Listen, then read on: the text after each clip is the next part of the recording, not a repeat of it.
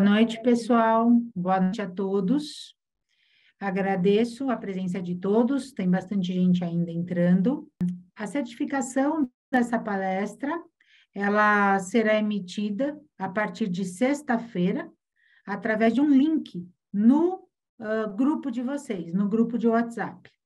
Então, vocês já podem pedir a certificação a partir de sexta-feira, e vocês têm uma semana para pedir essa certificação. Essa palestra de hoje, ela vai ficar disponibilizada depois no YouTube do IBRAVET, porque ela está sendo gravada. Tá bem, pessoal? Então, hoje, vamos abordar um tema que seria a associação de casos clínicos da clínica com o manejo em animais silvestres, que é um tema extremamente importante na nossa área, porque, na verdade, quase todas as doenças ou manifestações em animais silvestres, elas têm a ver com os seus manejos. Na verdade, mais de 90% dos casos. Eu gostaria de pedir a vocês para deixar as dúvidas ao final, e vocês podem utilizar o chat para expressarem suas dúvidas, tá bem, pessoal? Que aí, ao final, nós vamos abrir um tempinho para esclarecer. Então, como eu já falei, na verdade, os manejos todos, os cuidados que existem com os animais, eles vão implicar na saúde, né? Então, para qualquer indivíduo, sejam os animais, plantas, seres humanos, para termos saúde, existe um tripé com 3 condições essenciais. Então, o indivíduo ele precisa receber uma nutrição adequada, né? Ele precisa estar em um ambiente adequado que supra suas necessidades biológicas, fisiológicas e mesmo mentais ou comportamentais. E esse indivíduo precisa estar submetido a uma condição de sanidade sanitária adequada. Se esses 3 fatores eles estiverem corretos, você vai ter saúde. Se algum desses 3 fatores falhar, isso vai ter implicações e vão ser os maiores fatores predisponentes ao surgimento de doenças. Começando um pouco a falar sobre as aves, então, um dos principais manejos que nós temos que conversar é o manejo nutricional, né? E precisamos entender que, uma vez que nós clinicamos ou atendemos determinados grupos de aves, e nas aves nós estamos falando de muitos grupos diferentes, uma infinidade de ordens diferentes, com suas características biológicas, fisiológicas diferentes, nós podemos agrupá-las em alguns grupos. Das aves granívoras, que são as aves comedoras de grãos e sementes na natureza, ou granívora frugívora, né? Que seria o caso aí de grande parte das aves pertencentes à família dos psitacídeos, que é o grupo dos papagaios, periquitos, uma grande parte também das aves passeriformes, né? As aves onívoras, então, por exemplo, o tucanos e araçaris, que comem frutos, brotos, mas também predam ovos e até mesmo outras aves, filhotes de aves. As aves predadoras, as carnívoras, então, o grupo das aves de rapina, né, que caçam, então, falcões, gaviões, corujas. As aves nectívoras, que é um segmento aí das aves dos psitacídeos, que são os lores, que se alimentam do néctar das flores e também de alguns itens vegetais. Então, só aqui nós conseguimos ver quantos diferentes tipos de hábitos alimentares nós temos e que nós temos que suprir, na verdade, quando essas aves se encontram sob cuidados humanos. Qualquer erro ou qualquer alteração na dieta dessas aves vai refletir diretamente na sua saúde, né? Então, nós temos aqui um gráfico que mostra os principais as principais condições que levam a problemas, né?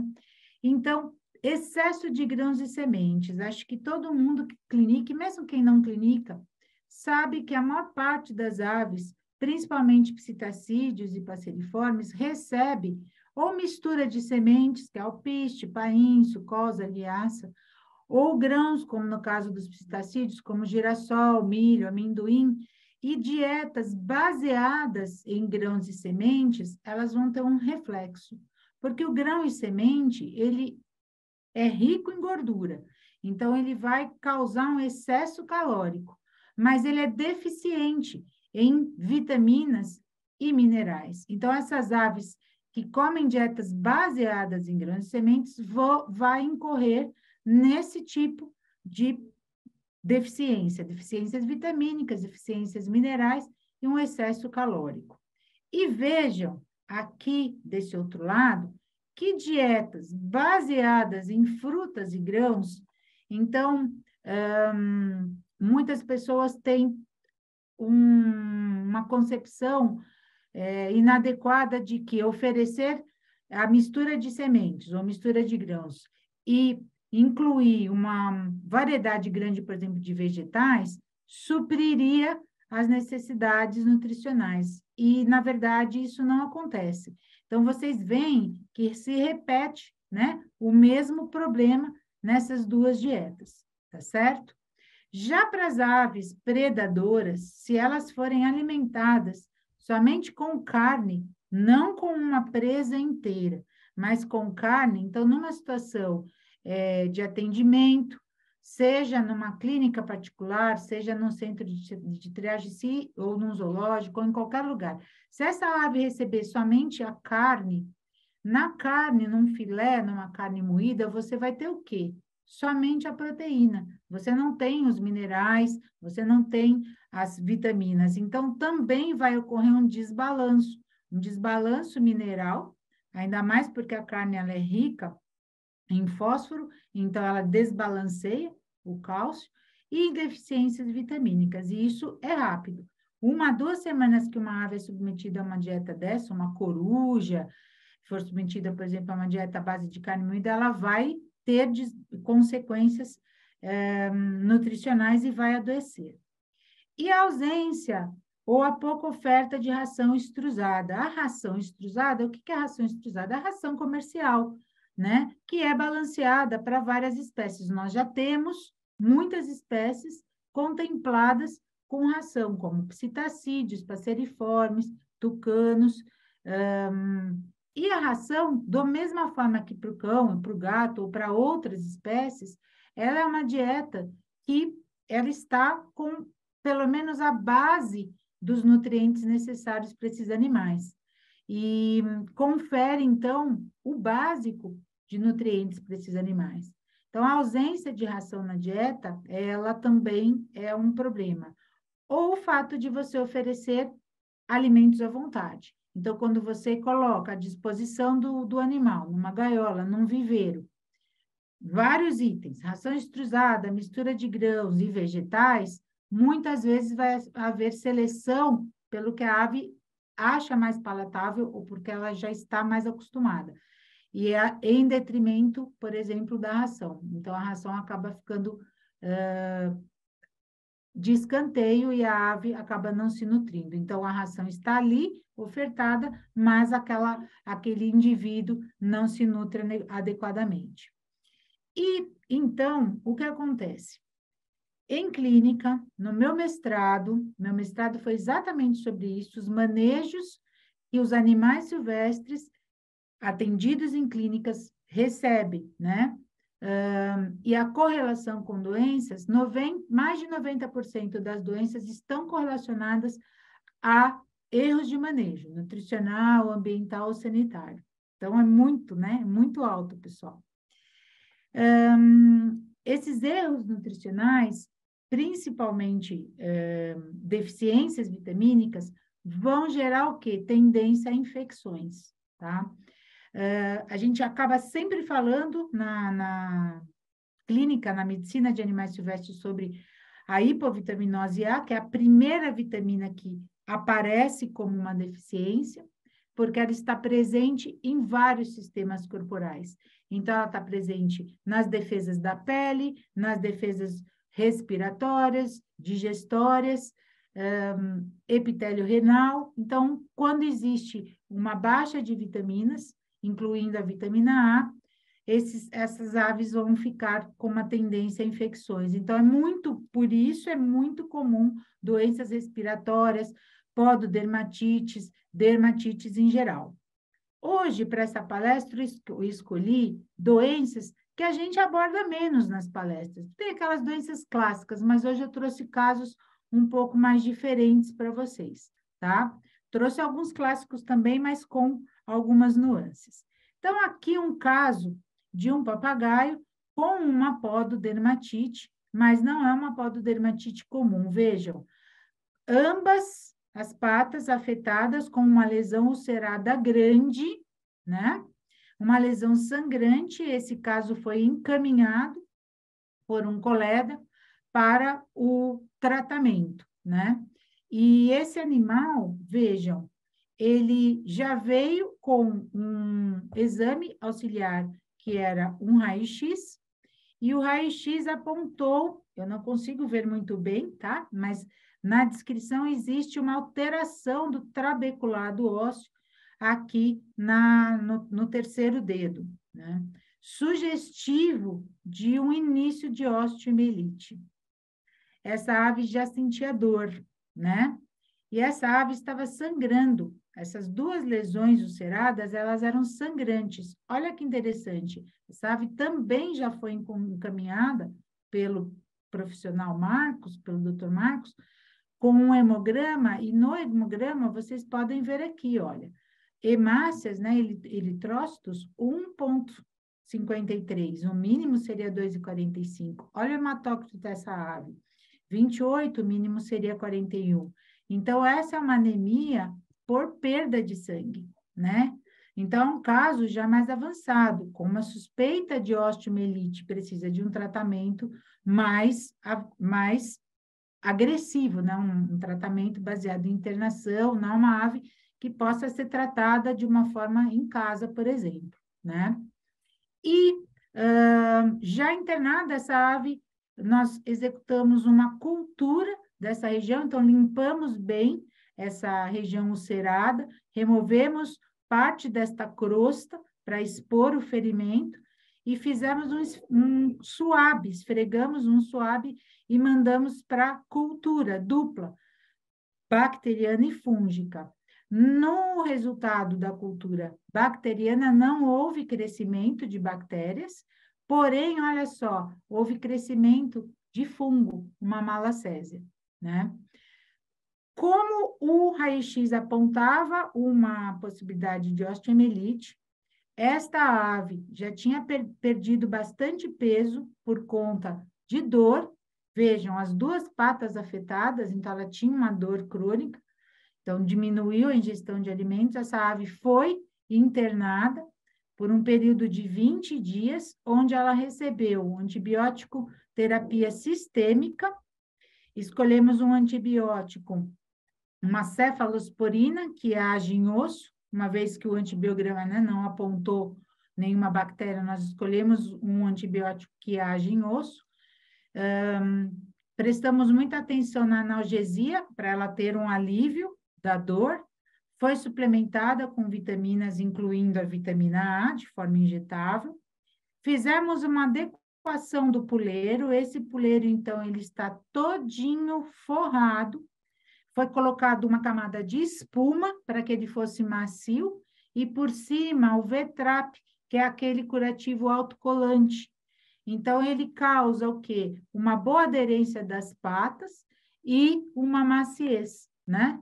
Esse puleiro. Além disso, no puleiro, nós utilizamos um creme, uma pomada com ação antifúngica, então, à base de cetoconazol, juntamente com uma pomada cicatrizante. Associamos duas pomadas. Besuntamos o puleiro inteiro com essas pomadas e vejam, os alimentos foram dispostos bem próximos ao puleiro, fazendo com que essa ave permanecesse bastante tempo empuleirada nesta região, sendo tratada. O uso desta adaptação de puleiro evitou que essa ave tivesse que o quê? Utilizar curativos em ambas as patas, porque ficaria bastante desconfortável curativos nas duas patas e obrigaria essa ave a permanecer o tempo inteiro de colar. Foi tentado colar, mas ele se agitava muito e deixou de comer. Então, adaptamos uma outra forma de tratamento, né? Então, aqui, esse caso chama atenção o quê? Este animal recebia como dieta, uma dieta baseada em grãos e frutas. Ele ainda não recebia uma ração extrusada. Então, ele já era uma ave com uma certa deficiência nutricional, principalmente em relação a vitaminas. Abriu porta para quê? Para uma infecção, no caso aqui, uma pododermatite. Uma outra situação que o manejo predispôs à doença foi o fato dele estar somente em puleiro muito liso. Então, esses puleiros lisos, que não fazem aderência e totalmente uniforme, predispõem a calosidades. O ideal é usar puleiros de galhos naturais, ou que imitam galhos naturais, onde a irregularidade do puleiro faz com que se distribua o peso por várias partes da pata. Então, dois manejos inadequados, nutricional e ambiental, acabam predispondo a ave à pododermatite. E o tratamento, fazendo uma adequação à condição da ave. Se ele não se adaptou bem com o colar, vamos tentar um outro manejo. Esta ave teve uma evolução muito boa, houve uma cicatrização parcial até o momento da alta, ele ficou 20 dias internado, ele já se apoiava muito bem, foi mandado para casa, apenas com a indicação do puleiro, na verdade, nós demos o puleiro para a pessoa já adaptada, e continuou o tratamento tópico com uma pomada antifúngica e uma pomada cicatrizante. E houve uma remissão completa, inclusive com ganho de peso. Então, um caso um pouco diferente, com um manejo interessante, adaptado à situação desse animal. Outro problema grande é a obesidade, né? Então, uma parte muito grande das aves recebendo essas dietas calóricas baseadas em sementes e grãos e não tendo a oportunidade de voar como eles voam na natureza, né? Um papagaio, uma arara voam 20, 40 quilômetros por dia. No cativeiro, mesmo que ela esteja solta, né, uma parte do dia, ela não vai conseguir gastar essa energia. Então, a obesidade é um fator importante para aves, né, sob cuidados humanos. E a obesidade, o excesso calórico, ele pode gerar diversas doenças. Então, predispõe a aves a hepatopatias, principalmente por uma infiltração gordurosa do fígado, predispõe à formação de tumores nos psitacídeos, linfomas e xantomas, predispõe às pododermatites, e aqui, gente, predispõe à aterosclerose, então as placas de ateroma nos grandes vasos, né? Diminuindo o calibre desses vasos, tornando essas aves mais intolerantes a exercício, e cardiopatias, tá? Da mesma forma aqui que ocorre com seres humanos. Então, aqui só para ilustrar um aumento de volume na região da cavidade celomática inferior, e foi removido e foi diagnosticado como um lipoma, que é um tumor benigno de células adiposas, geralmente relacionado a dietas hipercalóricas. Então, só a mudança de dieta dessa ave, muitas vezes, já diminui o diâmetro do lipoma. Então, alguns lipomas, eles respondem a uma alteração da dieta, né? Sendo que alguns lipomas nem precisam ser removidos. Neste caso, foi removido porque a pele aqui já estava tão distendida que raspava no puleiro e já tinha ferimentos. Mas essas aves comedoras de grãos, e era o caso dessa ave, tem que ser passado tem que ser convertido para uma dieta baseada em ração extrusada. Um detalhezinho dessa ave interessante, veja aqui o supercrescimento de bico, pessoal. E esse supercrescimento de bico, geralmente, ele está relacionado a alterações na queratina do bico, relacionadas a hepatopatias. Faz todo sentido, não faz? Uma ave comedora de grão e semente, já tem infiltração de gordura no fígado, acaba tendo uma predisposição ao supercrescimento de bico, e olha aqui, lipomas também. Mas o caso que eu trouxe, diferente, interessante, hoje foi um caso de xantoma, né? Então, vejam, também um psitacídio já com mais idade, mais de 40 anos, com esta formação na região da cavidade celomática inferior, próxima à cloaca, uma formação grande que já estava o quê? Olha, raspando no chão do viveiro, no puleiro, com ferimentos, né? Este animal, ele foi submetido a uma cirurgia, era uma formação que a gente não conseguia discernir se ela estava infiltrada ou não, e ela foi removida, ela era circunscrita, e dentro dela tinha conteúdo amarronzado, e esse conteúdo era rico em lípides, gordura, colesterol. Foi enviado para histopatológico e veio, então, o diagnóstico de xantoma. Queria que vocês vissem mais de perto a condição da pele dessa ave. Vejam, aqui não é uma pele normal, né? A pele da ave seria o quê? Bem fininha, transparente. Então, a gente deveria ver o que nessa região? O que nós deveríamos ver?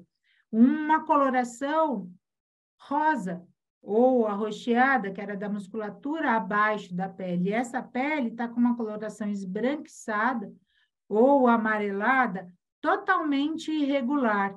E essa ausência de penas aqui não é porque nós removemos a pena para fazer a cirurgia.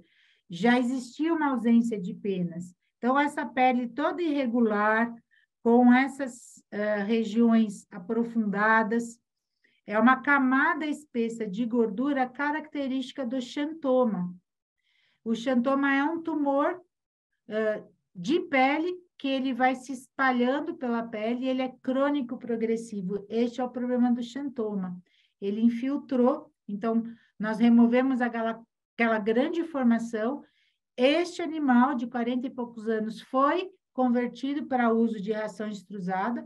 Houve uma adesão muito forte da tutora em relação à dieta.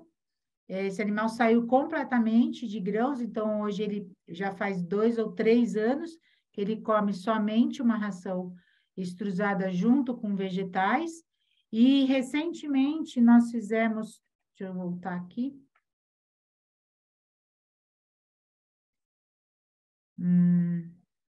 Deixa eu ver como é que eu mudo. Aqui.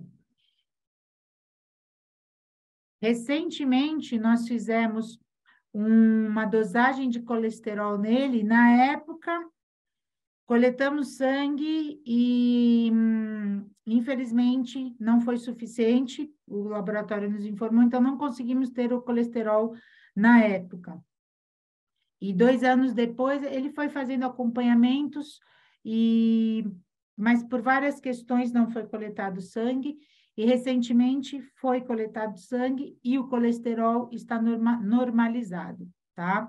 Ele é até 507, está 512, então ele está no limite superior, mas sem nenhum tipo de medicação. Então, o animal somente com dieta conseguiu manter um colesterol adequado. Houve aqui, como o xantoma ele é crônico progressivo, houve uma progressão, existe uma nova formação acontecendo, mas muito pequena, uma evolução muito pequena. Então, acredito que esse animal vai conseguir permanecer bem aí por vários anos sem ter que ser manejado novamente cirurgicamente. Então, vocês veem a importância da dieta, né? E, por último, os distúrbios reprodutivos, muito comum a retenção de ovos, principalmente pelo desbalanço mineral ou geralmente pela falta do cálcio em dietas baseadas em grãos, sementes e frutas. não se consegue tirar cálcio suficiente para a formação da casca do ovo. Além disso, essas aves que tendem à obesidade, elas podem ser superprodutoras de ovos. Então, os principais fatores predisponentes para a retenção de ovos são essas dietas com desbalanço mineral, a obesidade e superprodução de ovos ou ovos mal formados. Agora, a superprodução de ovos, ela tem muito a ver com a obesidade. Então, uma ave que tem muita gordura acumulada no seu corpo, essa gordura, ela é um indicador para a ave do quê? Temos alimento suficiente ao nosso redor, temos abundância de alimento, é essa a interpretação do organismo. E o organismo vai fazer o quê? Podemos reproduzir. Por quê? Se na natureza, por exemplo, existir falta de alimentos por alguma diversidade ambiental, o que acontece? Geralmente se diminui os índices reprodutivos. É uma inteligência da natureza. Nas aves sob cuidados humanos, se você ofertar alimento em excesso e essa ave se tornar obesa, existe um indicador, né? Para que ela possa reproduzir.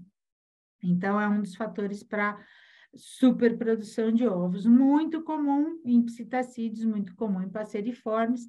Aqui um caso clássico, um agapornis que reteve o ovo, também foi encaminhado por colega para tratamento. Bastou nós fazermos 2 injeções em dias subsequentes de cálcio. No primeiro dia, essa ave foi internada, recebeu medicações, e numa delas o cálcio, no segundo dia recebeu cálcio, e conseguimos pegar a foto bem na hora que essa ave estava ovipondo. Então, bastou 2 aplicações aqui e essa ave já conseguiu expulsar o ovo. E aí faz parte do nosso tratamento a instrução para mudança de dieta. Esta avezinha, uma calopsita, já não teve a mesma sorte, mesmo passando por um tratamento clínico, a base, né, do suporte, suplementação com cálcio injetável, não conseguiu ovipor, precisou entrar em cirurgia, então a ave aqui posicionada lateralmente, porque o oviduto está aqui do lado esquerdo da ave, então ela é posicionada lateralmente, sob máscara, né, de oxigênio, com monitoramento aqui de pulso e oximetria, e aí foi feito o quê? A histerectomia. Então, nas aves a gente executa só a histerectomia, não consegue remover os ovários por uma questão de segurança. E, na verdade, esse ovo era tão grande que o que foi feito? Primeiro, se removeu o ovo de dentro do oviduto. Fez uma incisão no oviduto, removeu o ovo, removemos fragmentado, por quê? Porque se eu for fazer uma incisão do tamanho do ovo, seria uma incisão muito grande nessa região, né? Com risco aqui de ruptura de sacos aéreos. Então, optei por fazer uma incisão menor, fragmentei o ovo, removi todos os fragmentos, depois, né, que eu fiz a incisão no oviduto, e depois realizei a histerectomia.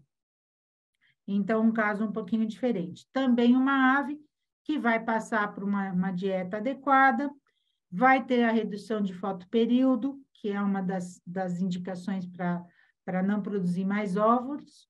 É uma ave que está sem oviduto, mas ela continua com os ovários. Então, é interessante a gente colocar fatores que diminuam a possibilidade de ovulação, tá? Apesar de que, retirando o oviduto, geralmente se suprime a ovulação. Passando, então, para répteis, né? Pensando da mesma forma que comentamos nas aves, em relação aos hábitos alimentares, nós temos répteis herbívoros, onívoros, insetívoros, carnívoros, e vamos ter que nos atentar a essas dietas. E os répteis são os que mais sofrem em cativeiro com os erros nutricionais. O reflexo clínico é muito grande, realmente, mais de 90% das doenças estão relacionadas a erros nutricionais e ambientais. Por quê? Nós estamos aqui comentando sobre nutrição, mas vamos falar um pouquinho sobre ambiente. Os répteis De todas as classes, aves, répteis e mamíferos, os répteis são os mais dependentes do ambiente para ter a sua saúde adequada. Vão depender de temperatura, de uma fonte de calor adequada, vão depender da umidade ambiental, né? E vão depender da condição sanitária. Então, esses outros 3 fatores ambientais são muito importantes para a saúde do réptil, então estão intrinsecamente ligados, né? E olha só o que acontece, gente. Nesses 3 classificações, para os herbívoros, onívoros e insetívoros, na maior parte dos casos, nós temos esses 3 problemas na dieta. Pouquíssimo aporte calórico, então as calorias não suprem o que eles precisam, a manutenção deles, necessidade energética, desbalanço mineral e deficiências vitamínicas. Geralmente, aqui, herbívoros e onívoros, então, iguanas, que são herbívoros, lagartos teiu, que são onívoros, recebem dietas com muito pouco item. Então, recebem lá vegetais, mas assim, uma pequena variedade de vegetais. Então, eles não conseguem remover desses vegetais tudo o que eles precisam para serem alimentados, para serem nutridos. Os teius, às vezes, ainda recebem ovo, mas mesmo assim não conseguem suprir. Então, é interessante, sim, a introdução de ração para eles, para que eles possam retirar da ração o balanço mineral, as vitaminas e as calorias necessárias.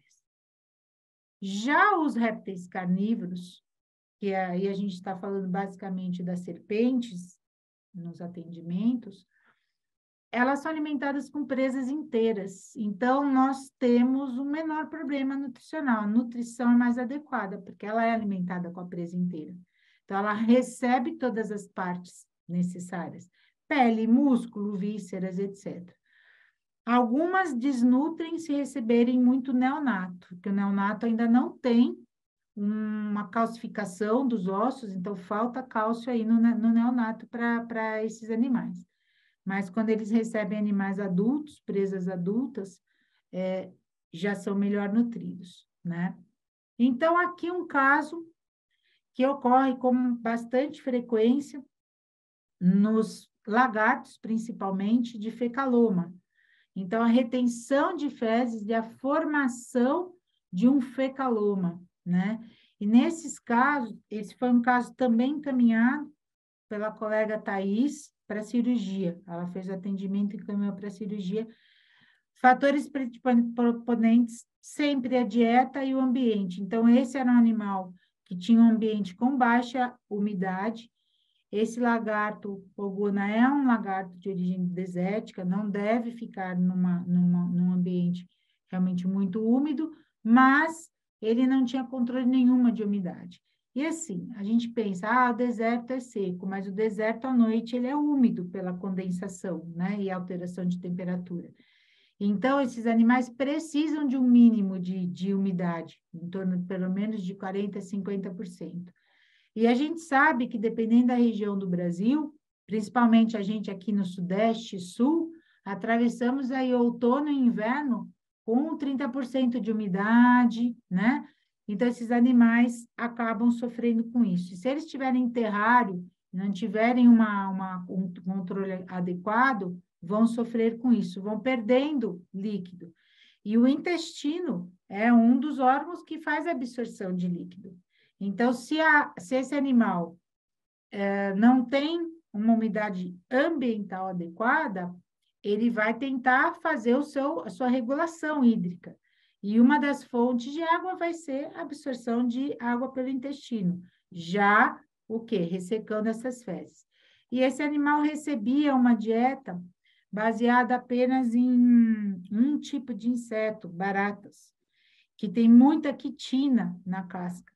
Então, essas quitinas, quando nós removemos esse fecaloma e desmanchamos, tinha uma quantidade muito grande desse exoesqueleto, desses insetos. Então, na verdade, O pogona, como é um animal insetível, ele deveria receber uma variedade de insetos, né? Ou pelo menos insetos diferentes, com mais ou menos quantidade de quitina. Lembrando que os insetos precisam ser bem alimentados para eles alimentarem bem os répteis. E mais uma lembrança, larva como tenébrio, que eles gostam muito, a larva não é nutritiva, ok, pessoal? Tenébrio é guloseima, não é nutrição. Um outro problema bastante comum em répteis são as distocias, que ocorrem nos quelônios, né, jabutis, cágados, ocorre também nos esquamados, em lagartos e serpentes. Tanto em lagartos quanto nos quelônios, as distocias geralmente estão associadas com baixo cálcio na dieta. Geralmente, né? Então, aqui um caso clássico, onde você tem aqui uma retenção de ovos. Vejam que esse animal tinha um ovo já com uma calcificação maior. Esse é um ovo de outra estação, ele já deve ter ficado mais de um ano aqui. Não foi colocado na estação anterior, passou um ano, foi calcificando.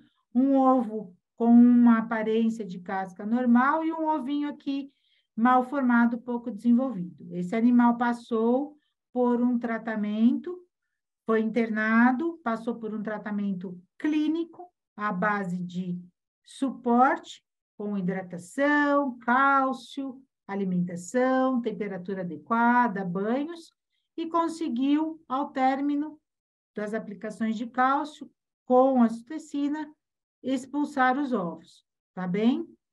Então, os fatores predisponentes, novamente, pessoal, dieta, era um animal que recebia poucos vegetais, recebia verduras e algumas frutas. O jabuti é um animal onívoro, e ele é um animal que come tudo que aparecer pela frente na mata. Então, ele vai comer, numa situação de natureza, brotos, frutos que caem, folhas, cogumelos, filhotes que caem de ninho, ovos, fezes de outros animais. Então, ele é um forrageador. Se ele recebe em cativeiro uma dieta com 4, 5 vegetais, não tem como se nutrir.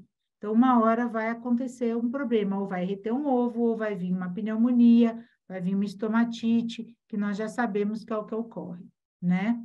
Então, a abordagem sempre é uma abordagem multifatorial, geralmente com internação para que seu paciente receba um tratamento adequado, porque na internação você tem controles, você tem controle de temperatura, você tem controle de umidade, você faz banhos, então você medica esse animal, na sequência você coloca ele num banho de assento, esse banho é com água morna, que ajuda tanto a hidratar quanto subir a temperatura desse animal, reagindo bem às medicações, né, aplicadas, depois esse animal vai ficar no ambiente aquecido, vai receber analgésico, vai receber anti-inflamatório, vai receber antibiótico, porque nós nunca sabemos, alguns ovos ficam aderidos em oviduto, podem infeccionar o oviduto, então a gente cobre com antibiótico, vai receber dieta assistida até ser a hora de colocar os seus ovos, e aqui um final feliz também, tá? Colocou os ovos após o tratamento completo. E aqui um outro caso, um pouquinho diferente, que eu trouxe também para a gente sair do comum, um jabuti piranga, né, macho, já com 35 anos, né, então a gente considera um animal de média idade, com a queixa clássica de falta de apetite e falta de atividades, apatia. No exame clínico, a gente observou uma perda de peso, o animal não tinha quase peso, uma mucosa oral ictérica, né? Interessante. Pele bem ressecada, cores opacas. Opa, uma mucosa oral ictérica.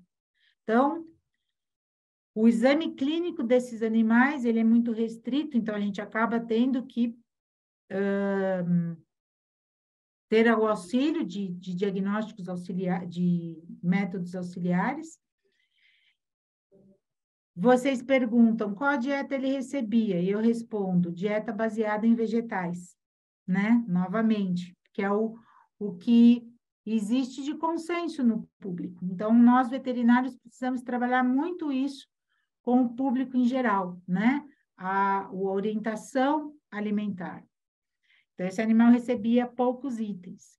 Então, vejam, foi então coletado sangue para um hemograma, onde nós já percebemos aqui uma anemia. Então, as hemácias abaixo do normal, o normal 0,4, ele com 0,36, o hematócrito baixo, 14, né? O mínimo seria 21. Interessante que a série branca, defesa estava normal, né?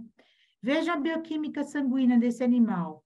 Os parâmetros aqui de fígado, né? TGO, quase no limite já, superior, TGP também. Ácido úrico, que é um parâmetro renal, diminuído, creatinina diminuídas. Por que diminuído, né? Talvez até porque esse animal tinha uma baixa ingestão de proteínas de origem animal, né? Esse animal foi submetido à imagem radiográfica. Aqui, então, uma projeção laterolateral, toda essa área é radiopaca, caracterizando uma pneumonia. Nesta projeção, esta área aqui radiopaca. Então, já tinha uma pneumonia. Como esse animal estava ictérico e tinha as enzimas hepáticas elevadas, foi submetido também a uma ultrassonografia de cavidade celomática, que é outro método auxiliar de diagnóstico, né? E no ultrassom foi observado, então, alterações no fígado aumentado, bordas arredondadas, textura grosseira, cogenicidade aumentada, sugestivo, então, de uma infiltração gordurosa. Esse animal foi internado, como ele estava anorético e pensando num tratamento de fígado mais a médio prazo, foi optado por fixar uma sonda esofágica para que esse animal, após o tratamento, na internação, ele pudesse continuar sendo tratado a médio prazo para parte de fígado em casa, e além disso, a gente garante, então, um aporte, não só de medicações, mas um aporte nutricional, né? E esse animal teve uma evolução muito boa.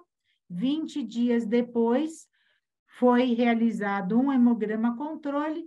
Então, vocês vejam que no primeiro hemograma, ele tinha baixa de eritrócitos, 0,36.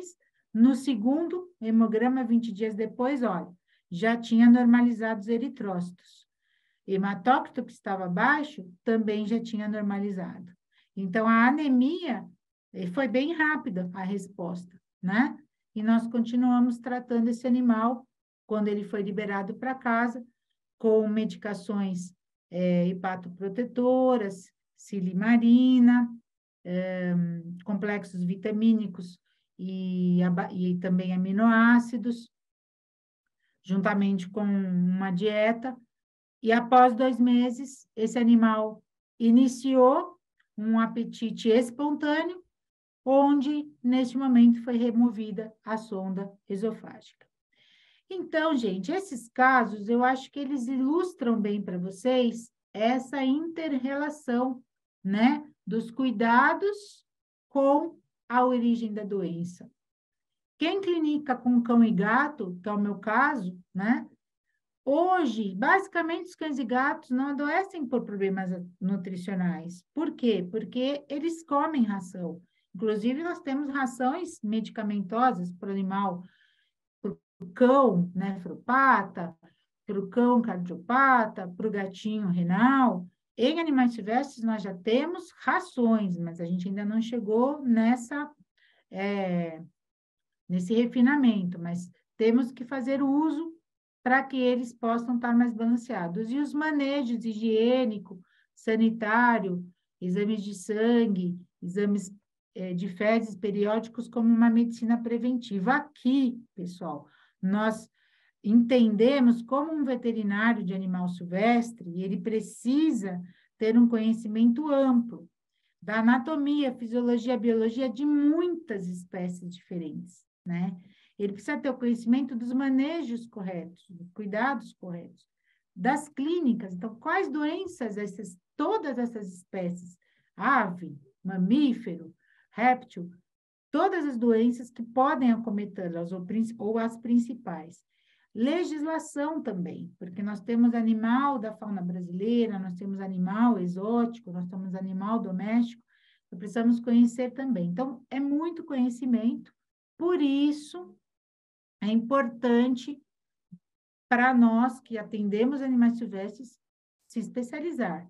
É muito difícil iniciar um atendimento sem uma especialização, porque a quantidade de informações é muito grande, né? 2 anos de pós é até pouco para a gente poder ter um conhecimento tão amplo, né? E aqui agora eu gostaria de falar um pouco sobre a pós-graduação. Quem ficar até o final terá surpresa, tá, pessoal? E também sobre o mercado de trabalho, né? Eu acho importante a gente falar sobre a área de animais silvestres, porque muita gente não sabe. A área tem um glamour, animal selvagem, animal silvestre, mas ao mesmo tempo existe um receio. Meu Deus, será que eu vou conseguir entender tantas espécies, né? Como eu vou me preparar, né? Mas eu acho que algumas considerações, né, podem ser feitas, né? Então, existe um interesse cada vez maior do público por espécies diferentes como animais de companhia. Coelho, porquinho da Índia, as calopsitas, que se tornaram tão populares, né? Alguns répteis. Esse interesse do público por outras espécies que não mais só o cão e o gato como animal de estimação, ele é crescente. As pessoas sempre tiveram esses animais, mas hoje nós vemos uma quantidade muito maior e essas pessoas precisam da ajuda, né? Os clínicos de cão e gato sabem que eles são procurados, né? Tem telefonemas, atende coelho, atende calopsita, né? Então, é um aumento do público. E é um público grande. Você ser um profissional especializado, você fideliza seu cliente, porque você está oferecendo um serviço de qualidade. Então, você cria uma confiança, porque você está executando esse seu atendimento de uma maneira segura, uma maneira preparada. E se você é um clínico de cão e gato, e atende também, por exemplo, o canário, atende a calopsita ou coelhinho desta pessoa, desse mesmo tutor, também fideliza seu cliente, porque ele fica feliz por ser atendido pelo mesmo veterinário, né? É um retorno financeiro pensando em clínicas, né? Em clínicos de pequenos animais, é um retorno financeiro pela ampliação dos serviços prestados, vocês viram quanta coisa a gente tem que fazer, e o fato de ter que internar é muito importante pro sucesso do seu tratamento. E, assim, é uma área de trabalho muito grande, porque o profissional não vai trabalhar só em clínica, ele vai trabalhar em zoológicos, em parques, em criadouros, criador comercial, criador conservacionista, né? Ele pode trabalhar em consultoria de projetos de criação, né, de animais silvestres, resgate de fauna, que é uma área importantíssima no Brasil, com toda a nossa natureza. Qualquer projeto que for ser construído, uma estrada, um acostamento, ele vai precisar de profissionais habilitados para isso, e para isso você tem que saber clinicar, você tem que entender da legislação, do meio ambiente, das espécies, mas você tem que saber clinicar, e centros de triagem de animais silvestres. Então, a pessoa precisa se revestir de conhecimento para atender esses animais, né? Então, áreas de atuação, aqui alguns exemplos, né? Então, clínico particular, né? No atendimento tanto clínico quanto cirúrgico. A área de diagnóstico auxiliar. Então, hoje, nós já temos profissionais que estão se especializando na radiologia, na ultrassonografia, Pessoal, eu estou na pós há 16 anos. 16 anos que eu ministro pós. Quando eu comecei, a gente falava sozinho. Eu conversava com 2 ou 3 colegas. A gente não conseguia quase trocar ideia. Eu tinha que pedir, pelo amor de Deus, para os laboratórios executarem um raio-x, por exemplo, porque o laboratório tem sua responsabilidade, não queria atender uma espécie que ele não tinha conhecimento. Muitas vezes eu ia até o laboratório auxiliar na contenção. E isso, eu e alguns colegas. A partir da hora que nós começamos com pós-graduação, e a minha pós é pioneira na área de clínica de animais silvestres, vários profissionais vieram, então eu tenho ex-alunos, por exemplo, eu tenho uma ex-aluna radiologista de cão e gato que veio para a pós para aprender sobre animal silvestre e hoje ela lauda animal silvestre com propriedade, né? Essas áreas precisam, então já temos até tomografia, né? Temos endoscopia, então essas áreas, a parte laboratorial, então exames de sangue, de biologia molecular, tudo isso, nesses últimos 15 anos, se desenvolveu na área de animais silvestres grandemente. São áreas que o profissional pode e deve trabalhar. Então, não vai só clinicar, vai trabalhar nessas áreas também, patologia clínica, todos esses exames auxiliares, né? As áreas de resgate de fauna, como eu falei, projetos zoológicos, então eu tenho ex-alunos que foram residentes em zoológico, tinham uma prática muito grande, mas sentiram a necessidade do embasamento teórico, para a gente não fazer as coisas sem saber, né? O embasamento teórico, quem dá um curso longo, um curso de pós-graduação. A área de anestésio, tão necessária. Anestesiamos animais silvestres para muitas coisas, muito mais que o cão e gato, às vezes até para um exame, uma coleta de sangue, para vários procedimentos, então precisamos de profissionais também atuantes nessa área, né?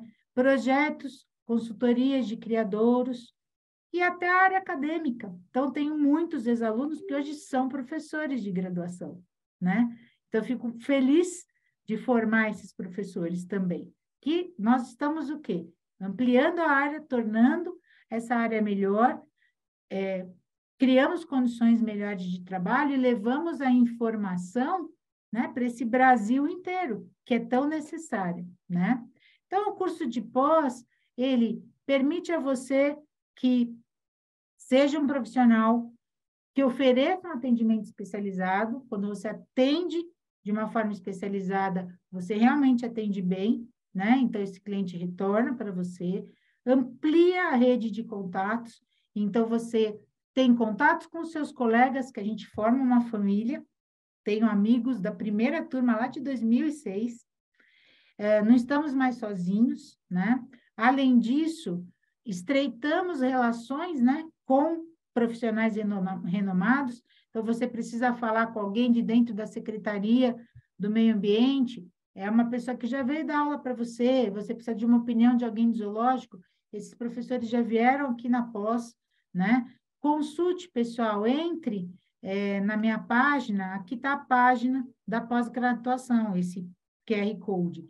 Na página da pós tem vários detalhamentos sobre o curso, né? E você cria oportunidades para si mesmo de contratação, né? Estamos começando uma turma no próximo mês, daqui a um mês, a turma está confirmada, né? Então, convido vocês a conhecerem essa pós-graduação e no chat e através também do grupo de WhatsApp, acho que vai ter aí uma promoção, tá bom, pessoal? Então, entre em contato com o pessoal do comercial. Professora Cris? Sim. Opa, Edu. aqui é o Eduardo do Marketing aqui do Ibra.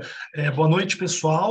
Só para avisá-los que o nosso comercial está atento. Se você entrar em contato agora, nesse momento, através do 944-45-3420, você terá desconto na pós-graduação de em clínicas de animais silvestres. Não perca, entre em contato agora com a Luísa do nosso comercial, ela está aguardando uma promoção muito importante para você que tem interesse em fazer esta pós-graduação.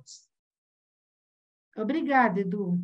Bom, pessoal, desconto em pós é descontão, né? Porque a pós dura 2 anos.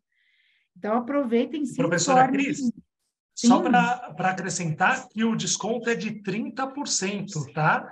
Então, nossa, então não perca, falar com a Luísa está esperando e você vai é um conseguir um desconto desconto, muito importante, tá bom, pessoal? O telefone está no chat. é um desconto significativo, né? Então, pessoal, quem tiver interesse, aproveitem, tá bem? É um desconto bem significativo. E eu queria falar rapidamente sobre o conteúdo do curso, né? Então, nós começamos do básico, biologia, uma fisiologia aplicada, uma anatomia aplicada, né? O que é importante conhecer da anatomia para eu clinicar, né? Então, isso é bem aplicado. E vamos através das medicinas de aves, de répteis, dos pequenos mamíferos. E o que é muito importante vocês saberem, mais de 60% do curso é clínica. Nós temos cerca de 6 meses, 6 módulos, na verdade, só de clínica de aves. No primeiro ano, você já termina clinicando com aves, tá? O primeiro ano já termina clinicando com aves, já está apto a atender aves. É um curso bastante voltado para clínica, tá? Não é para conservação, não vamos falar de animais selvagens, crocodilo, não. Nós vamos falar dos atendimentos que nós executamos. Só que esta clínica, ela pode ser extrapolada para outros animais. Todo o raciocínio clínico pode ser extrapolado para outras espécies. E estudamos doenças, estudamos zoonoses, né? Então, para esses profissionais de zoológico, de centros de triagem e recepção de animais silvestres, também é muito importante. Aprendemos a ler um raio-x, aprendemos a fazer anestésio, né? Temos muita carga prática, porque eu me preocupo com a formação de vocês e com a colocação de vocês no mercado. Eu quero que vocês atendam bem. Tanto que os alunos de pós, a grande maioria se encontra trabalhando, tá? Depois da pós já está trabalhando. Por quê? Porque sai apto a clinicar. Abordamos, então, coelho, roedor, pequenos primatas, os hedgehogs, os ferrets. Temos uma parte de peixes ornamentais, medicina de peixes ornamentais, e temos as áreas mais afuniladas, legislação, nutrição, um módulo inteirinho de nutrição, tá? Odonto, principalmente odonto de coelhos e roedores, teórico-prática, tá? Anestésio, teórico-prática. Falamos sobre algumas medicinas integrativas, principalmente homeopatia, porque eu tenho essa formação. E temos temas mais amplos, como enriquecimento ambiental, tão importante para a saúde mental desses nossos pacientes. Então, pessoal, é isso. Eu agradeço a presença de todos. Estou aberta a perguntas do chat. Terminei no horário previsto 9h30, então podemos abrir um pouco para perguntas. E só antes das perguntas, queria divulgar aqui, daqui 11 dias, vamos fazer um curso bem específico, geriatria em aves, tá? Por que geriatria em aves? Porque, na verdade, o clínico de aves, né, o clínico de animal silvestre, é ele quem vai lidar com as doenças do idoso. Não existe um cardiologista de ave, não existe um nefrologista de ave, não existe. E quem melhor que o clínico para conhecer as necessidades nutricionais, fisiológicas, ambientais de cada espécie. Então, conhecendo as doenças que mais afetam esses animais na idade, esse clínico vai estar apto a atender esses pacientes geriatras, né? Então, esse curso é destinado a estudantes, mas é destinado a profissionais que já atuam com clínica. para suprir uma carência deste assunto. Como que a gente trata uma insuficiência cardíaca numa ave, como a gente aborda um paciente renal crônico, né? Como que a gente aborda as osteoartroses, e acometem tantas essas aves. E nós temos uma participação especial da professora Matu, que é professora de patologia, que vem falar para a gente dos seus achados aí de necrópsia, enriquecendo muito, porque o que a Matu tem de experiência na área e o que ela pode acrescentar para nós clínicos, né, essas descobertas na necrópsia acrescentam muito para o clínico, a gente entende muito melhor o nosso paciente. Então, temos uma participação especial da Matu, é um curso totalmente online, ao vivo, bastante interação, pela plataforma Zoom, tá? Vocês encontram maiores informações no meu Instagram, e convido vocês a conhecerem meu Instagram, tá? Que está bastante interessante, tem um lado, não tem um lado só acadêmico, tem um lado artístico, tá? Fizemos concurso de aves, foi uma experiência muito, concurso de fotos, desculpe, de aves, foi uma experiência muito interessante, então conheçam lá, tá bem? E nos contem. E aqui estou aberta a perguntas, à vontade. Eu posso entrar aqui no chat também e olhar. Não sei se eu vou conseguir ler todas, né? Pessoal, se alguém quiser abrir o seu áudio e perguntar, pode perguntar pelo áudio também, pelo chat ou pelo áudio. Tem um rapaz aqui, Heitor, falando, queria pós em Curitiba. Heitor e outras pessoas de outras cidades. Estou na pós há 16 anos. Tenho alunos do Brasil inteiro. Nordeste, Sudeste, Sul, Centro-Oeste, só não tenho ninguém da região norte do país. E essa turma agora, ela tem uma novidade, ela é híbrida, online e presencial. Então, um final de semana é online e um é presencial.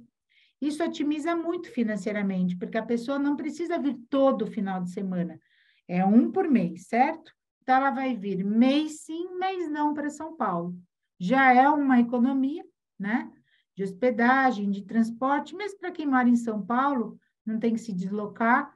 Então, eu acho que as pessoas de fora podem pensar, fora que é uma delícia vir para outra cidade. Eu vou falar pelos meus ex-alunos. Tinha alunas do Rio de Janeiro, chegavam um dia antes aqui em São Paulo, eu fazer compra, aproveitavam São Paulo. Eu falo, gente, que a gente iniciar uma pós-graduação, a gente está se dando um presente, porque é um investimento de médio prazo. Quem decide fazer uma pós está investindo em si mesmo, está se dando um presente. Então, curtam o presente, venham para São Paulo, venham assistir às aulas e venham passear, venham distrair, venham fazer outras coisas, desligar do nosso dia a dia, que é tão importante para a nossa saúde mental. É uma grande oportunidade. Eu falo por experiência própria, é muito prazeroso. Só online não é tão legal. Então, fica aqui a dica para quem é de fora da cidade de São Paulo e para quem é de fora do estado. Eu estou voltando aqui, só para ver se tem alguma pergunta. Aqui, a dieta do Pogona é estritamente baseada em insetos? Na verdade, você pode oferecer também vegetais, tá? Que acrescenta umidade, acrescenta vitaminas, e eu acho que vocês devem oferecer ração também. A ração, na verdade, ela pode, assim, ou ração ou os insetos bem alimentados. A dica principal para insetívoros é não comprar o inseto morto, né?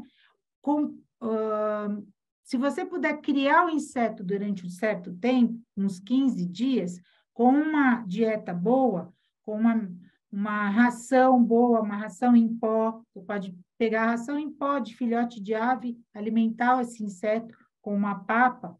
Esse inseto, ele já vai estar bem alimentado. E basta 2, 3 semanas para que você possa depois oferecer.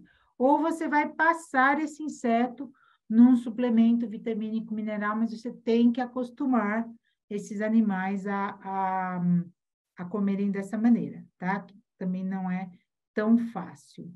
Tem bastante foco em exame de imagem no curso de pós? Sim, temos um módulo inteiro de imagem, porque eu considero importante para o clínico de animal silvestre saber interpretar pelo menos o raio-x, não depender só de laudos, porque como vem gente do Brasil inteiro ter aula, não é no Brasil inteiro que nós temos pessoas que laudam, apesar da teleradiologia hoje já ter facilitado. Então, eu acho muito importante o clínico saber laudar ou saber interpretar um exame de imagem, tá? Então, vocês têm um módulo inteiro. E ao longo do curso, existe esse treinamento, porque a gente trabalha muito discussão de caso clínico, tá? Muito. Temos estágios em instituições conveniadas conosco, então tem estágio comigo e com a Melina, que é outra coordenadora, em clínica, obrigatório, e temos estágios opcionais em vários parceiros, tá? Como zoológicos e outros lugares. Eu acho que é isso. A Loide, olha, Loide, eu estava falando de você quando eu falei das meninas do Rio de Janeiro vindo fazer compras em São Paulo. E ela está participando do chat. Olá, eu me divertia muito com essas meninas. É isso aí, Loide. Um beijo para você. As meninas do Rio, aproveitando São Paulo. Pessoal, há outras dúvidas? Coloquem aqui, escrevam no chat ou abram o áudio. Estou aqui à disposição. Vou voltar um pouquinho mais no chat para ver. Se uma ave não come estruzada de maneira alguma, como adaptar? Daniela, sua pergunta, vai lá no meu Instagram. Tem uma sequência de vídeos que eu fiz para vocês, para os veterinários, para auxiliar o veterinário a orientar o tutor como fazer para fazer essa conversão. Mas, geralmente, em 2 meses eles pegam, alguns levam mais tempo, mas tem todo um passo a passo. Ali tem uma sequência de vídeos no Instagram, você acessa lá que você vai ver, tá? Tá tudo explicadinho. Eu fiz os vídeos voltados para o veterinário mesmo, né?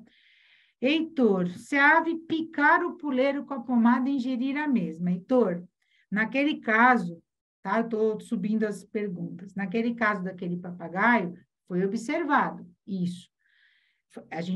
A internação possibilita a observação. Era um risco. É um citacídeo com poder no bico. Era um risco ele picotar e ingerir a pomada, ingerir o próprio Vetrap, né, a bandagem que eu enrolei, e ingerir era um risco, mas por isso que ele estava internado. Ele não aceitou o colar de jeito nenhum, ele ficava extremamente estressado, foi um desafio, eu falei, bom, vamos mudar tudo, vamos experimentar. Fizemos isso pela manhã, que era para a gente ter um dia inteiro de observação com ele. Colocamos, não picotou. Na primeira noite, removemos. Dia seguinte, colocamos o puleiro de novo, não picotou. Pronto, descobrimos que essa ave não mexeu no puleiro. Poderia ter mexido? Poderia. Daí a gente teria que ter mudado a nossa forma de tratar. Por isso que é muito importante, vocês vão ver ao longo do curso inteiro, eu coloco a importância de se observar, internar, 1 dia, 2, para uma observação, ou mais tempo para um tratamento completo, porque a observação é imprescindível, fora que a gente aprende muito observando, tá? Fernanda perguntando se uma dieta apenas com ração extrusada também causa déficits nutricionais. Pode causar, Fernanda, porque não tem estudos das necessidades nutricionais de cada espécie, é tanta espécie. Mas, como a ração ela consegue garantir os mínimos, ela consegue garantir os aminoácidos essenciais, ela consegue garantir um mínimo de balanço de cálcio e fósforo, ela consegue garantir o mínimo das vitaminas, ela consegue melhorar muito a nutrição. Algumas vezes a gente percebe, por exemplo, aves e répteis que têm sintominha de deficiência de vitamina A, porque a ração não pode ter muita vitamina A, porque a vitamina A é tóxica. Nesses casos, a gente suplementa, pede reavaliações semestrais e suplementa, né? Boa noite, Valmir, estou vendo que o Valmir se identificou, um prazer a sua presença aqui, o Valmir coordena, acho que preside ou é diretor da Associação de Médicos Veterinários da região ali de Araras, exercem um trabalho muito bom, né, científico, proporcionando aos veterinários da região muita informação científica, né, já estive lá palestrando, tive o prazer de conhecer vocês, então um abraço para todos vocês. Pessoal, estou aqui à disposição, se alguém tiver alguma dúvida do curso, especificamente, quiser pôr no chat, pode pôr, no curso de pós, mas pode pedir para o comercial do IBRA, para a Luísa, o meu contato pessoal, e a gente conversa pessoalmente e tira dúvidas, pode ser por WhatsApp, pode ser por telefone. A Luísa passa o meu contato para dúvidas de conteúdo do curso, tá? Dúvidas comerciais, valores, etc., é com o comercial do IBRA, mas do conteúdo, eu estou à disposição de vocês. Alguém ia falar alguma coisa que eu interrompi? Alguém abriu o áudio? Aí, falei boa noite para vocês, muito sucesso aí nos cursos. É o Valmir? Isso. Oi, Valmir, muito obrigado, viu? Obrigada pela sua presença, adorei. Temos alguns colegas aí, deu tempo de alguns entrarem ainda. Tá ótimo, fico muito feliz. Pessoal, acompanhem as nossas atividades pelo Instagram, pelo Cristina Fotin Cursos, tá? Ali estão todas as nossas publicações de palestras minhas, outras atividades, por exemplo, a semana que vem, nós vamos ter palestra no Conselho Regional, o ciclo de zoonose sobre tuberculose, né? Eu sou da Comissão de Animais Selvagens, então nós organizamos esse ciclo. Então, terça-feira que vem, já vai estar lá no Instagram a divulgação. Também temos na outra semana, na seguinte, o curso de geriatria em aves. Então, se vocês acompanharem pelo Instagram, vocês vão estar por dentro de tudo que está ocorrendo aqui, que a gente pode ajudar vocês, inclusive, a divulgar, tá bem? Obrigada. Obrigada, Gisele, pela sua presença, a Gi sempre presente. Desculpa aqui se eu não reconheci todos que estão no chat, tá bem, pessoal? Bem, é isso. Se ninguém mais tiver dúvida, eu agradeço a presença, desejo uma boa noite para vocês e um bom restinho de semana. Esta palestra vai estar disponível no YouTube do IBRA. Isso, já estou avisando. Imagina. E vai estar lá permanentemente, e a certificação da palestra vocês podem solicitar pelo grupo aí de WhatsApp, pelo link, a partir de sexta-feira. Solicitem a certificação. Mas vocês têm uma semana para solicitar, tá? Depois a secretaria já não consegue mais ficar emitindo, ok, pessoal? Obrigada, viu? Então, uma boa noite e obrigado aqui pelos elogios e pela presença de todos, pessoal. Obrigado aqui pelos elogios do chat.